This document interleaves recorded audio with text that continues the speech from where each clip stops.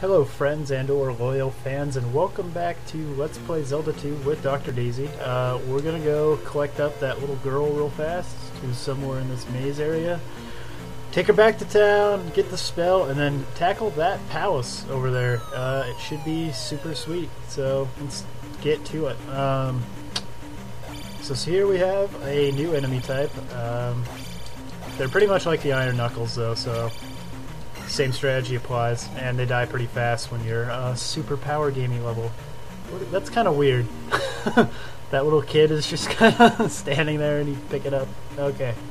Anyway, I also think there's an extra life to be had somewhere in this vicinity. I don't know. But for now, I'm going to cut out and head back to town, so I will see you there. And we're back. We're going to deliver this child to this elderly woman so that we can talk to an elderly man who will give us a magic spell. So, that's awesome. Last episode I went into a big long spiel about overly pretentious power gaming bullshit, but it's all really stupid and don't listen to anything I said. Plus, there's 3 palaces left and I have exactly 3 levels to gain, so think about that. Now this magic is absolutely essential for the next palace that we're going to. You cannot beat the boss without this magic. What it does is it allows Link to reflect shit that's shot at him, such as fireballs, back into the enemy. So that is super sweet. I will catch you when I get back to the palace, so see you there. And by palace I meant the island thing, so there's some shit to show you around here. Oh god, random encounter. Uh-oh, Jesus. I forgot about these enemies. One. Oh, I should just cast fire, fuck it.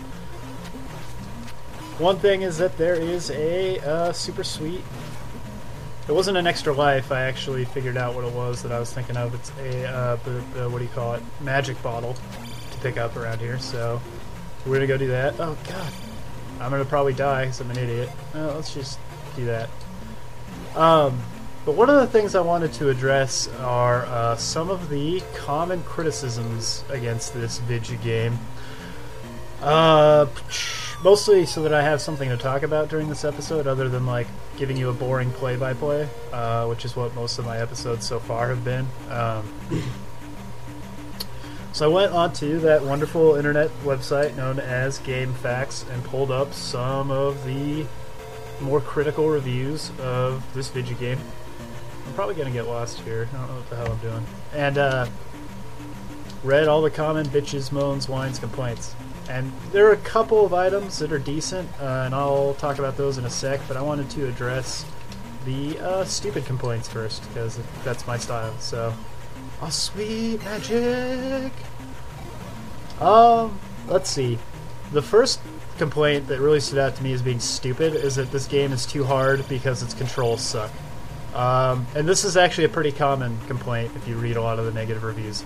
This game has really precise controls, actually. Like, especially if you compare it to other games of this genre. Like, for example, go watch Boner play... oh, fucking A. Go watch Boner play Strider on the NES. Like, that is a game, a platforming action game with horrible controls. Like, the very definition of horrible controls. In this game... Link controls pretty much exactly as you input the commands and shit. And you can be real specific and attain a high level of mastery and proficiency. He stops on a dime. You have real good air control. It's possible to like jump in place and stuff. It's possible to jump high, far, all that kind of shit. So the bad controls angle really makes no sense to me, since the controls are really precise and they allow for a lot of precision. If you ever see me fuck up, it's just because I'm awful. And that's going to be a recurring theme, is that most of these people leveraging criticism against this game are just awful at it. That's it, and they can't handle challenge. So, another really common complaint is that the castle stages are just big mazes, which kind of seems like a silly complaint to me. Like, what the hell else do you expect a dungeon in a 2D action-y platforming game to be? Like, if they're not going to be mazes, then they would just have to be like a series of consecutively harder enemy encounter fights with that. It's just dumb. So, oh crap. So of course they're going to be mazes. Speaking of mazes, you're probably going to see me get like real lost in this one. So I'm about to talk about how the game isn't very hard, but that might be a little premature now that we're entering the back half of the game where it actually does get really hard. These first enemies here, the only way to beat them is to reflect their bullshit back at them like that. So, I don't know how much I'm going to bother... Oh, Jesus. Bother with doing that. They give a lot of experience, though, so... You know me, I like that experience. Although, I don't really need to farm for experience anymore, because blah, blah, blah. Alright, where was I? Okay, another big bitch or moan that I saw. How can I even kill this guy? What the... Does fire hurt him? What the fuck? Huh, I want that bag. Another big complaint I saw... Somebody bitched about this game pulling that trick where you, I can't even... Does he jump? Sorry, I'm fucking completely baffled by this situation on that. Where you get hit by an enemy and straight into a pit and you fall to your death. You know, like what happened to me over and over and over again in Ninja Gaiden. I know there's a false floor somewhere here. I can feel it. But if you've noticed, that actually hasn't happened to me yet at all in this game. So I'm not really sure where that criticism comes from, because again, I mean, there's a couple situations where like you can get into a fight in a precarious situation, and it looks like one of those situations might be coming up like right now. I'm pretty sure that I cannot make this jump, and I knew that it didn't matter because I remember this pit, and I might even have to go here, so I don't know. Anyway, back on track. This game doesn't really pull the bullshitty pit deaths shit that like Ninja Gaiden does. So again, I don't know where that criticism was coming from. What else here? Oh, a big complaint in a real big bitchy review was that leveling takes hours and hours, which you can see is false, because for the most part, you saw me gain every level that I got in this game. There was one instance, and that was in the last episode, where I don't have a key yet, do I? What am I doing here? In the last episode where I did grind out a level just so that I could maximize my gains with the crystal, but that took me only like 15 minutes. So the rest of the time that you've seen me play this game, I haven't like done any off-screen grinding or bullshit like that. I'm gonna die. No, I'm not. There was the grind for the skulls at the beginning of the game, but again, that was only like for 7 minutes. So this leveling takes hours and hours nonsense? Not true. I don't have any fucking keys. Where the hell am I going? Sorry. So what else did this guy complain about? Okay, this is a semi-legitimate complaint, especially for people who are actually playing the actual cart as opposed to playing on emulator like I am.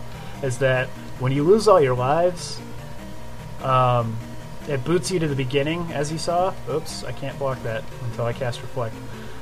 It boots you to the beginning of the game and takes out all your XP from or all the current XP you have towards your level.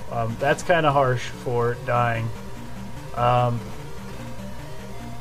the bigger issue with that is that when you die like that, or rather, not when you die like that, but that's actually the only way to legitimately save this game, is by getting a game over and hitting the save button. And also, that explains why I had to talk to Error twice, by the way, in case anyone was wondering. Because I talked to him before, and then I got that game over, and because I hadn't, like, saved or whatever, you know, then the game didn't save that I had talked to him. Or actually, never mind, I deluded myself. The real reason why I fucking had to go talk to Error twice is because I'm an idiot, and I got into an encounter on the actual tile that drops you into the pit, and encounters override anything that happens on that tile. I didn't realize it, and so I had to go... Well, I thought I had to go talk to him twice, but legitimately I'm pretty sure you don't ever have to actually talk to him, so... That's that. I'm just an idiot. Let's kill these guys. Maybe they will drop magic or something. That'd be awesome. What else? Another complaint against this game that was stupid is that on the world map, somebody bitched that the enemy encounters break up the pace of exploring too much. And I think that they're probably just dumb and never walked on like the actual paths that you're supposed to walk on.